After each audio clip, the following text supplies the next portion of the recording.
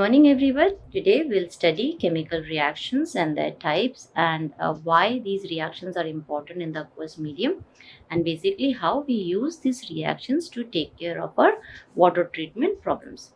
So, first of all, water is a universal solvent, as we all know. Therefore, all the chemicals which are dissolved in water, they between them there is always a reaction going on. Sometimes the reaction is appears happens quickly. At other times, the reaction takes a fair bit of time to complete. Now, based on these reactions, there are certain categories of reactions that we have mentioned here. The first of them is the precipitation reaction. Now, precipitation reactions are those reactions where whatever material that is dissolved in the water is another chemical is added, and these chemicals, when they have these reactions, the third chemical which forms is actually insoluble in nature, so it precipitates out. The second type of reaction is neutralization. Then we also have oxidation and reduction reactions, and we also have coagulation reactions. Finally, in this unit, we'll also be studying about chemical kinetics, or as we say, reaction kinetics. So, let's start with precipitation reactions. Now, precipitation reactions, they remove unwanted constitution from water, as I mentioned, by addition of chemicals. We must remember that the chemicals that are present in water do not precipitate out on their own. They are in dissolved forms.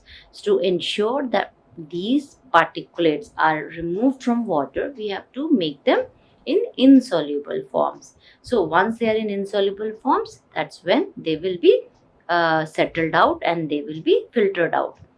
Similarly, the colloidal solids that we have in the water, colloidal solids are also very minute particles which do not settle on their own. Although technically they are insoluble in water, but because they are very tiny particles, they do not settle. They keep moving in the water. Also, sometimes, not sometimes, most of the times, they have a charge associated with the colloids.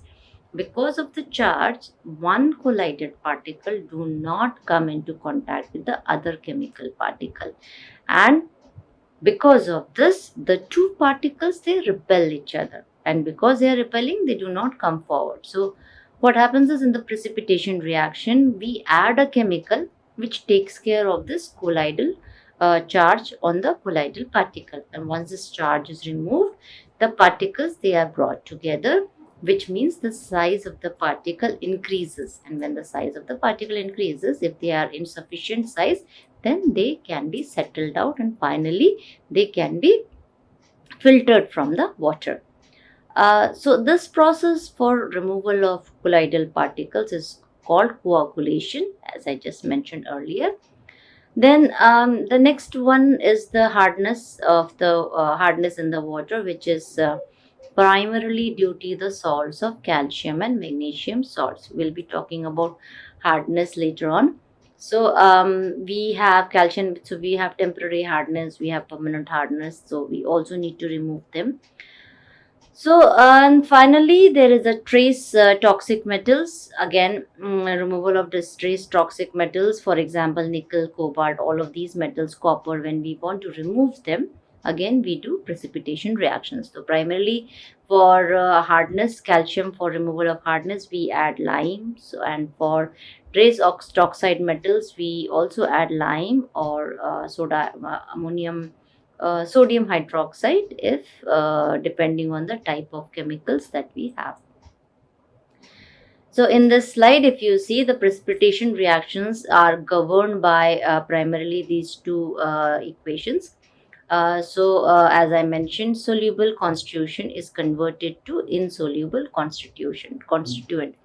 So you have calcium bicarbonate, which is a temporary hardness, and when we add lime to it, which is calcium hydroxide, what happens is we get calcium carbonate. Now, calcium carbonate is insoluble in nature, so the solubility of calcium carbonate in water is very, very low. So it precipitates out, it forms a precipitation because it is not dissolved in the water. And similarly, if you look at the second equation, it's a silver nitrate. You use sodium chloride to precipitate out silver nitrate, which is a trace metal. So how do you remove a trace metal? You react with another chemical, which when it reacts with it, the third chemical that is formed, in this case it is silver chloride. So it is insoluble in water, and then you can remove it. So precipitation reactions, as I said, they are used for a lot of reactions, like removal of hardness, removal of trace chemicals, like also for coagulations and other reactions. The second set of reactions that we have are the neutralization reactions. Now, if we remember that limit for pH for water after disposal of water after water treatment is between 6.5 and 8.5. So anything below 6.5 or anything above 8.5, it needs to be balanced out. Below 6.5 is acidic by nature, and above 8.5 is alkaline by nature. So anything above that, we need to add an acid to ensure that the pH of the water is between 6.5 and 8.5. Anything below 6.5, that means the water is acidic in nature, so we need to add a alkaline medium, usually it is lime, to bring it up. So in this case, if you see the two equations, so one is calcium hydroxide, it forms calcium bicarbonate. The second one is when you are adding the acid. When the acid is added to NOH, which is an alkali, we get salt and water.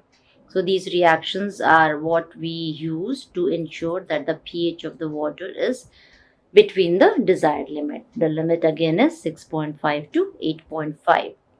Neutralization reactions are actually instantaneous reactions, so they are very fast, like as soon as you add the chemical it happens. So because of this, wherever it is happening, the reactor we are doing it in, it is very quick to do it. So in that case, the reaction time is very low, and because the reaction time is low, the size of the reactor is smaller. So key points here to remember is the rate of reaction. So if the rate of reaction is very high, then the size of the reactor will be very low. Coming to oxidation and reduction reactions, basically what happens in this case, the valency of the ionic level, it modifies the valency of the ionic level of state, meaning if you have two ions, so they have to be balanced each other. The electrons of one ion have to balance the electrons of the other ions. So in this case, what happens once you balance it out, so balance the valency, the form of the chemical which was there earlier may have been insoluble, but now will be soluble, which may have been soluble may will now become insoluble in nature. The second one may be, like, initially it could be toxic, the form that is present in the water, but once you react it and have it in a form, then it may be non-toxic in nature. So in oxidation, as the name suggests, it is oxidizer, it is addition of oxygen or loss of electrons. In reduction, it is gain of electrons. So oxygen is the primary oxidizer, whereas hydrogen is the primary reducer. So this brings us to redox reactions. So redox reactions is a system of oxidation and reduction reactions. In this, if one compound is undergoing oxidation, the other compound will be undergoing reduction. So both reduction and oxidation will be happening in the same reaction. That's why it's called a redox reaction. Reduction, oxygenation reactions. So redox reaction. So electrons will be lost from one chemical and will be gained by the other chemical. And the one which gains the electron is said to be reduced. The other one which loses the electron is said to be oxidized. Okay. So now reduction reactions are measured by a parameter called redox potential, which is denoted by E. Now E is given by E0 plus K by 9 log, which is the oxidized form over the reduced form. So now in this equation, N is the number of electrons in reaction. So if you have two electrons which are moving from one chemical to the other chemical, then N is 2 in number. E0 is a normal potential, meaning if the reaction is happening at a particular temperature, at room temperature, usually 25 degrees, and whatever redox potential that is measured at that standard temperature is your normal E0. If you are measuring the E at any other temperature, then it is E, which we are actually looking into. So after oxidation and reduction reactions, we come to the fourth reaction, which is the coagulation reaction. If you I mentioned that coagulation is usually done for colloidal particles which on its own is unable to settle. So now colloid particles actually have a charge on them. It's a negative charge, negative electrical charge on the colloids. So whichever coagulant we are using, we usually use alum, which is the cheapest form of coagulant, or if lots of coagulants are there, then we can also use salts of iron. Usually ferrichloride is used to take care of the coagulation. So once the coagulants, or once the flocks are formed, meaning the charges neutralized. So when the charge is neutralized, the effect the coagulant has, it also brings together two different colloidal particles which are now in a no charge state. So there is no charge on them now. So they brings it together and they merge. So then when lots of colloidal particles, when they merge with each other, flocks are formed. So if you see the flocks, and then the flocks, once it is of decent size and weight, it will settle on its own. It precipitates out of the water and then it will settle on its own. Now coagulation, because we are adding alum, is also at times done to maintain the pH of the water. If you have too much of one particular compound, so a coagulant is added to precipitate out that particular compound so that the pH of the water can also be balanced. So when we are looking at these reactions, the kinetics of the reactions is very important. Kinetics means how fast the reaction is happening. So what is the time required for a particular reactant to form? So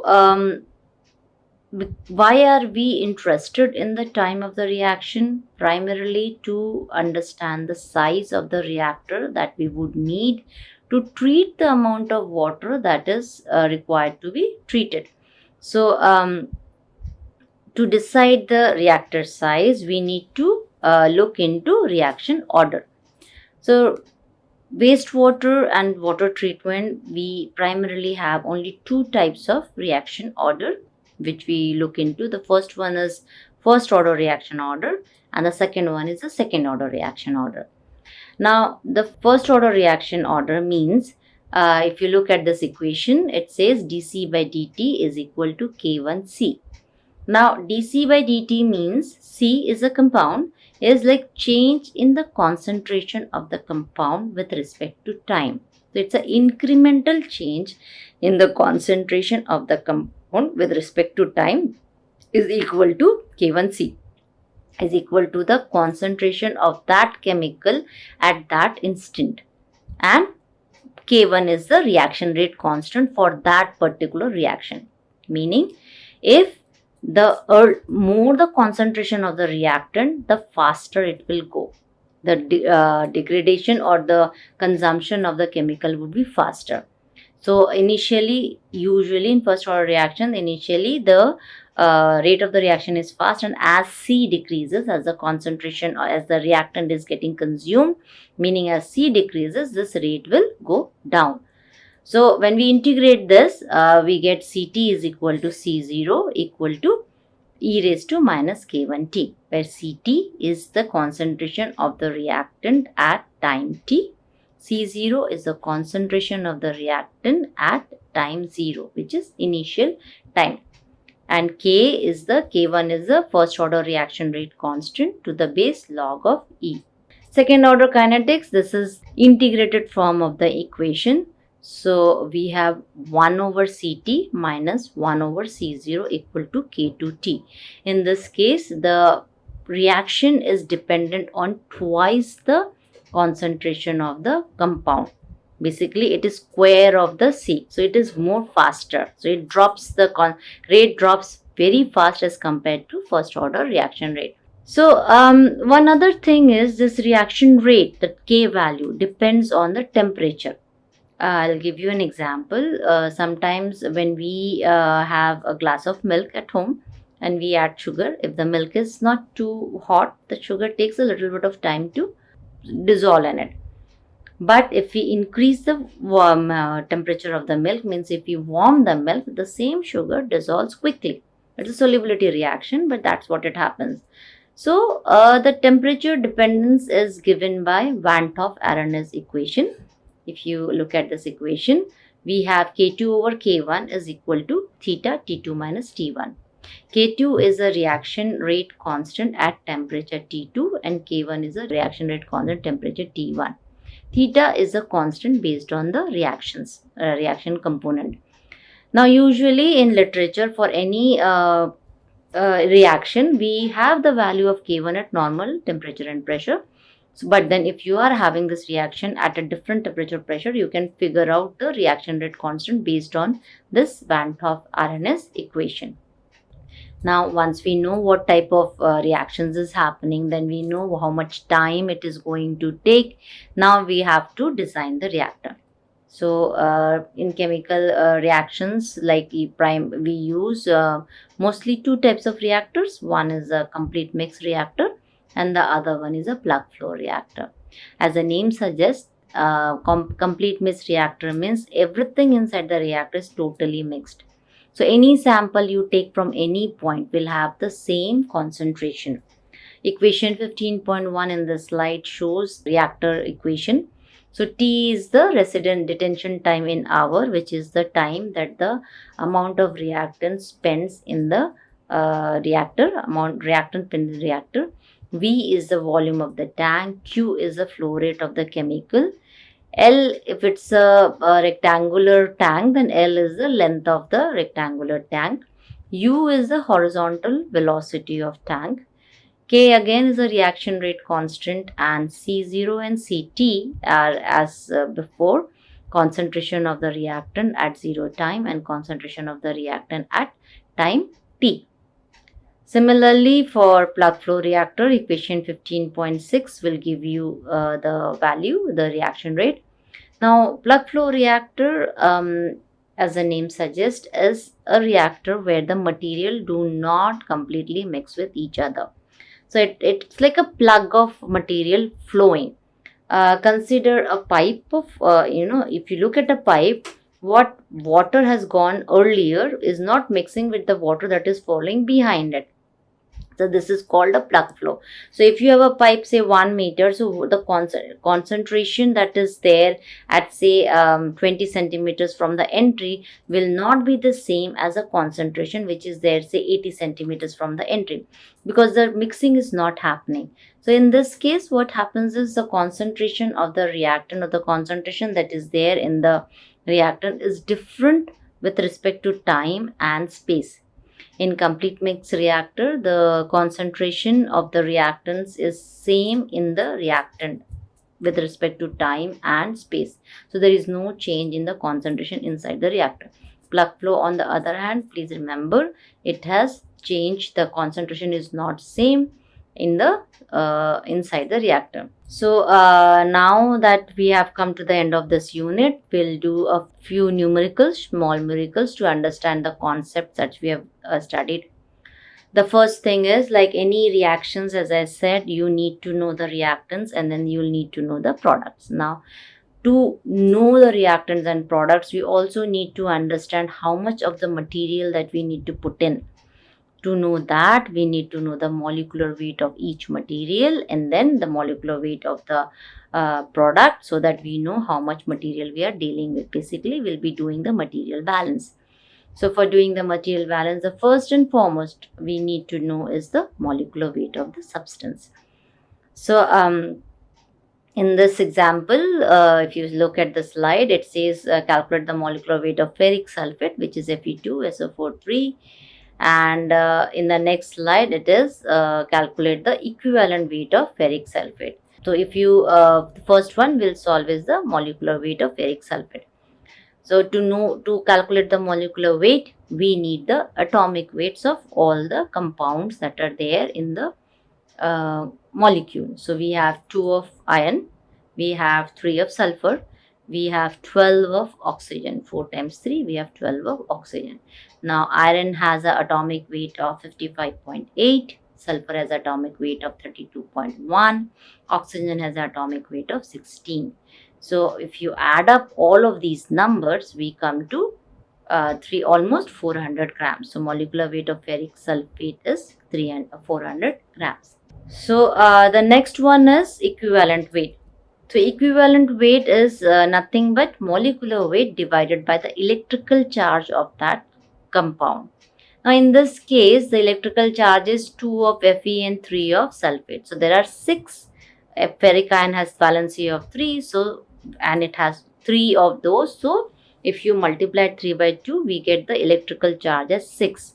So equivalent weight is molecular weight divided by electrical charge. So if we divide 399.9 divided by 6, we'll get a value of 66.65 grams.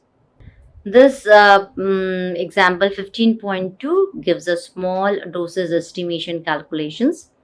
What we are trying to find out here is we need to understand a dosage of pure and 95% sodium hydroxide, which is required to neutralize effluent which is coming in a river with an acidity equivalent to 7 milligram per liter of sulfuric acid, which is H2SO4.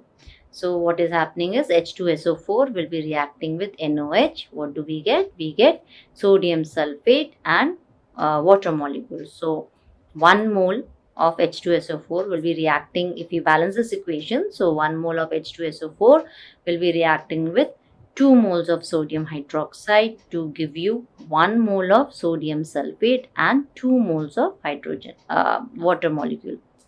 So if we calculate the molecular weight of all of these compounds, so sulfuric acid is 98 because sulfur is 32, oxygen is 16, 16 times 4 is 64 plus 32 plus 2 of hydrogen, means 1 hydrogen has a molecular weight of 1, so there are 2 hydrogens, so you get 98 as the molecular weight of sulfuric acid. Similarly, Na sodium hydroxide, sodium has a molecular atomic weight of 23.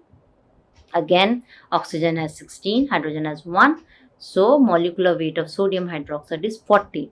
So because it's 2 of sodium hydroxide to 2 times 40. So what is mentioned here is 98 grams of sulfuric acid will be needing 80 grams of NOH to react. So we are expecting 1 gram of hydrogen sulfide. So from the above, 1 gram of sulfuric acid will be requiring 80 over 98 grams of sodium hydroxide. Now in the water, we have 7 milligrams of sulfuric acid in 1 liter of water. So if you multiply the two, we get for 7 milligram per liter of sulfuric acid, we will be needing 5.71 milligram per liter of sodium hydroxide. So this is only when the sodium hydroxide is 100% pure. Now if the sodium hydroxide is 95% pure, then we need a little more to balance the same 7 milligram per liter of sulfuric acid. So the last line in this slide, so if the purity is 95%, then NOH required will be a little more, so 5.71 divided by 0.95 to give 6.01 milligram per liter of NaOH. So as the equation problem says, the dosage of pure sodium hydroxide is 5.71 milligram per liter of NaOH, whereas the dosage of NaOH, which is 95% pure, is 6.01. This example 15.3 is a very small example to understand the reaction order. So basically it asks, like, it has given a substrate removal data, and it is asked to calculate the rate constant. So if you look at this, so at time, for every hour, the concentration of the reactant is measured in the reactor, and it is tabulated in this table. So if you see, because it's a reactant, obviously the concentration of the reactant will go down with time. So if we want to know whether it is first order or second order, we'll calculate based on first order reaction, which is ln Ct over C0 equal to K1T, which is tabulated in this table. So if you calculate the second column as a second row, the ln of Ct over C0, C0 is 60 milligram per liter, because if you look at the first column at times 0, the concentration of the reactant is 60. So that is C0 at time T0. So everything has to be divided by this value. So when you divide by this value, you get like at 1 hour, ln Ct over C0 is negative of 0.274. At the second hour is negative of 518, similar, and so on and so forth. Calculating K1 based on these values, if you see after some time, basically like from the second hour itself, it is quite steady. It's 0.24 time 24. So averaging out these values, so since we calculated using first order, and since we are getting the K1 values steady after a while, it proves that it is first order reaction. And therefore, when we average out these numbers, the average value of the rate constant K1 using these number is 0.254 per hour. The unit of K1 is 2.54 per hour for first order reactions. Now the next one is detention times. It's a small numerical based on it's saying that the K is 70% per day, C0 205 milligram per liter, and Ct is around 45 milligram per liter. Assume it was found at first order kinetics. So now assuming completely mixed reactor and assuming plug flow reactor, we are asked to calculate the time that we need. Time of the material is present in the reactor itself. That is the detention time of the reactant. So using the equations for a completely mixed reactor, we have T equal to 1 over T, C0 over Ct minus 1. Now C0 is initial concentration of the reactant, which in this case is 205 milligram per liter. Ct in this case is 45 milligram per liter.